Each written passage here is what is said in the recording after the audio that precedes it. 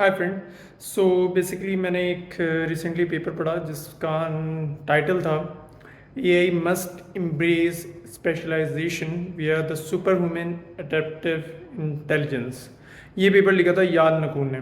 यान नकून जो one of the godfather of AI, जिन्होंने न्यूरल नेटवर्क पर काम किया है, जो कि डीप लर्निंग के अंदर बहुत ज़्यादा उनकी समझ लें कंट्रीब्यूशन है।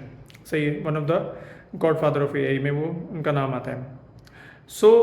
उनका कहना क्या था, आपने बहुत ज़्यादा सुना होगा कि बहुत ज़्यादा बात हो रही है कि ए जी बना रहे हैं, ए जी बना रहे हैं।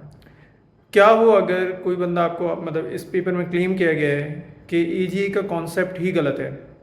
ए जी का मतलब है जनरल इंटेलिजेंस, सही है। और ए जी की सिंपल डेफिनेशन अगर कोई बंदा समझेगा, मतलब जो ज़्यादा पॉपुलर है कि हर काम जो इंसान कर रहा है, हर काम जो इंसान कर लेता है वो हमारी एआई कर लेगी।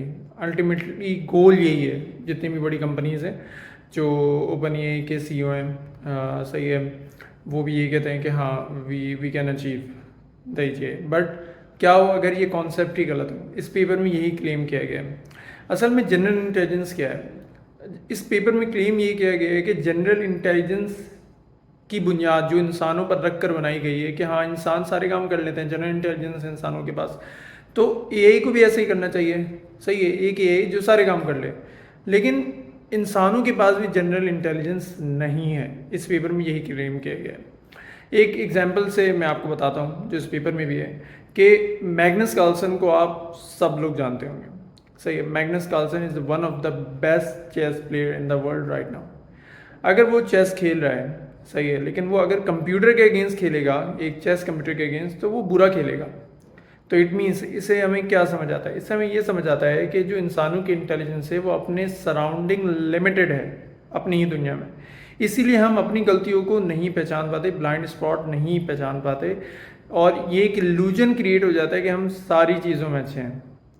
तो ये बिल्कुल ही अपोजिट है कि जनरल इंटेलिजेंस हमारे पास है, इंसानों के पास जनरल इंटेलिजेंस नहीं है। तो प्रॉब्लम क्या है? प्रॉब्लम ये है कि जो एजे की डेफिनेशन रखी गई है कि इंसान हर काम कर लेता है, तो ए भी सारे काम कर लेगी, तो ये डेफिनेशन गलत साबित हो गई। अब इसी पे एक थ्योरम भी आता है जिसका नाम है नो फ्री लंच थ्योरम। अब नो फ्री लंच थ्योरम जो है वो ये कहता है कि कोई भी ऐसा एल्गोरिथम एग्जिस्ट ही नहीं करता जिसकी बेसिस पे वो सारे काम अच्छे कर ले। कोई एक काम अगर वो अच्छा कर रहा है तो वो दूसरा काम अच्छा नहीं करेगा। सही है, तो यही अपोजिट है इस डेफिनेशन के कि आप एक ऐसा एआई बनाना चाह रहे हैं जो सारे काम अच्छे कर ले, जो कि पॉसिबल ही नहीं है। तो इसकी अल्टरनेटिव में, मतलब काउंटर में, इस पेपर में क्या बताया गया है कि इसका काउंटर क्या होगा? इसका काउंटर ये होगा कि सुपर ह्यूमन अडेप्टिव इंटेलिजेंस, एक ऐसा एआई जो कि जिसकी अडेप्टिव कैपेबिलिटीज़ बहुत अच्छी होंगी। अब इन दोनों चीज़ों में डिफरेंस क्या है? अभी क्या हो रहा है कि अभी जितने भी सीईओज हैं वो ये कह रहे हैं कि हम ऐसा एआई बनाएंगे जो कि स्पेशलाइज होगा, हर चीज़ में स्पेशलाइज होगा, वो डॉक्टर भी अच्छा होगा, सब कुछ होगा, जो कि पॉसिबल ही नहीं है।